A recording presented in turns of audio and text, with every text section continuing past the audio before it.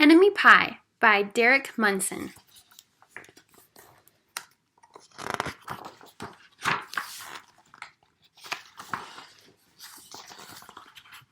It should have been a perfect summer. My dad helped me build a tree house in our backyard. My sister was at camp for 3 whole weeks. I was on the best baseball team in town. It should have been a perfect summer, but it wasn't.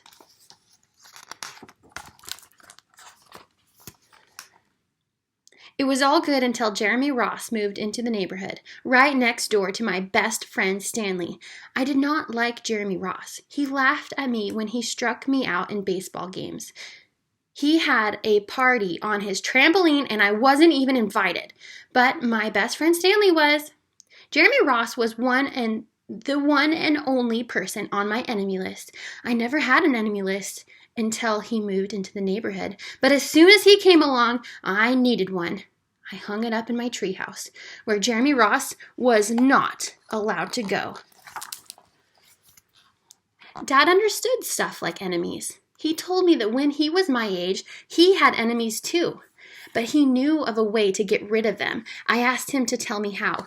Tell you how? I'll show you how, he said. He pulled out a really old recipe book off the kitchen shelf. Inside, there was a worn-out scrap of paper with faded writing. Dad held it up and squinted at it. Enemy pie, he said, satisfied. But you may be wondering, what exactly is enemy pie? I was wondering too, but Dad said the recipe was so secret he couldn't even tell me. I decided it must be magic. I begged him to tell me something, anything.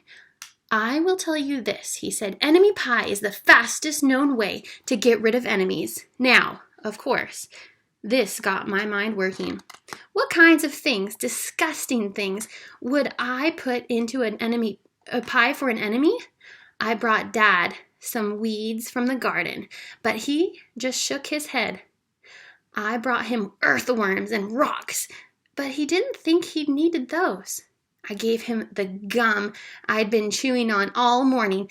He gave it right back to me. I went out to play alone.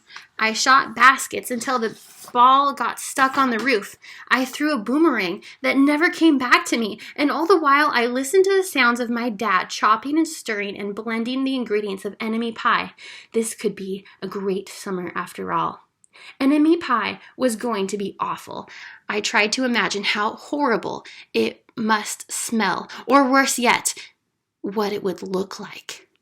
But when I was in the backyard looking for ladybugs, I smelled something really, really, really good. And as far as I can tell, it was coming from our kitchen. I was a bit confused.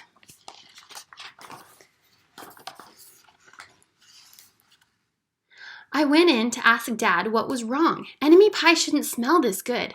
But Dad was smart. If enemy pie smelled bad, your enemy would never eat it. He said, I could tell he'd made enemy pie before. The buzzer rang and Dad put on the oven mitts and pulled out the pie out of the oven. It looked like plain old pie. It looked good enough to eat. I was catching on. But still, I wasn't really sure how this enemy pie worked. What exactly did it do to enemies? Maybe it made all their hair fall out or their breath really stinky. Maybe it made bullies cry. I asked Dad, but he was no help. He wouldn't tell me a thing. But while the pie cooled, he filled me in on my job. He talked quietly. There is one part of the enemy pie that I can't do. In order for it to work, you need to spend a day with your enemy. Even worse, you have to be nice to him. It's not easy, but that's the only way the enemy pie can work. Are you sure you want to go through with this? Of course I was. It sounded horrible. It was scary, but it was worth a try. All I had to do was spend one day with Jeremy Ross. Then he'd be out of my hair for the rest of my life. I rode my bike to his house and knocked on the door. When Jeremy opened the door, he seemed surprised. He stood on the other side of the screen door and looked at me, waiting for me to say something. I was nervous. Can you play? I asked. He looked confused. I'll go ask my mom, he said. He came back with his shoes in his hand.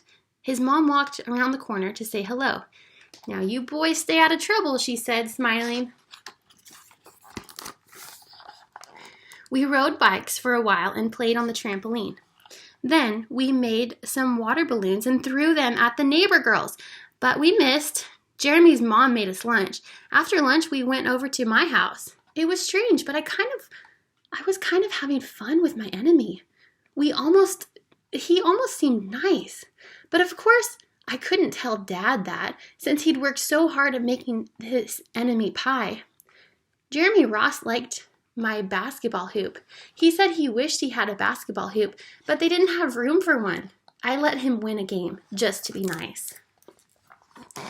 Jeremy Ross knew how to throw a boomerang.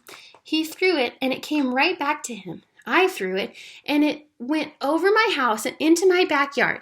When we climbed over the fence to find it, the first thing Jeremy noticed was my treehouse. My treehouse was my treehouse. I was the boss. If my sister wanted in, I didn't have to let her. If my dad wanted in, I didn't have to let him. If Jeremy wanted in, "Can we go in?" he said. I knew he was going to ask me that, but he was the top person, the only person on my enemy list, and enemies aren't allowed in my treehouse. But he did teach me how to throw a boomerang, and he did have me over for lunch, and he did let me play on the trampoline. He wasn't being a very good enemy. "Okay," I said, "but hold on." I climbed up ahead of him and tore the enemy list off the wall. I had a checkerboard and some cards in the treehouse, and we played games until my dad called us down for dinner. We pretended we didn't hear him, and when he came out to get us, we tried to hide from him, but somehow he found us. Dad made us macaroni and cheese for dinner, my favorite. It was Jeremy's favorite too. Maybe Jeremy Ross wasn't so bad after all. I was beginning to think that maybe we should just forget about enemy pie. But sure enough, after dinner, Dad brought out the pie. I watched as he cut the pie into 8 thick slices. "Dad," I said, "it sure was nice having a new friend in our neighborhood." I was trying to get his attention and trying to tell him that Jeremy Ross was no longer my enemy. But Dad only smiled and nodded. I think he thought I was just pretending. Dad dished up 3 plates side by side with big pieces of pie and giant scoops of ice cream. He passed one to me and one to Jeremy. "Wow," Jeremy said, looking at the pie. "My dad never makes pies like this." It was at this point that I panicked. I didn't want Jeremy to eat enemy pie. He was my friend. I couldn't let him eat it. "Jeremy, don't eat it. It's bad pie. I think it's poisonous or something." Jeremy's fork stopped before reaching his mouth. He crumpled his eyebrows and looked at me funny. I felt relieved. I had saved his life. I was a hero. "If it's so bad," Jeremy asked, "then why's your dad already eaten half of it?" I turned to look at my dad. Sure enough, he was eating enemy pie. "Good stuff," he mumbled through a mouthful, and that was all he said. I sat there watching them eat enemy pie for a few seconds. Dad was laughing, Jeremy was happily eating, and neither of them was losing any hair. It seemed safe enough, so I took a tiny taste. Enemy pie was delicious. After dessert, Jeremy rode his bike home, but not before inviting me over to play on his trampoline in the morning. He said he'd teach me how to flip.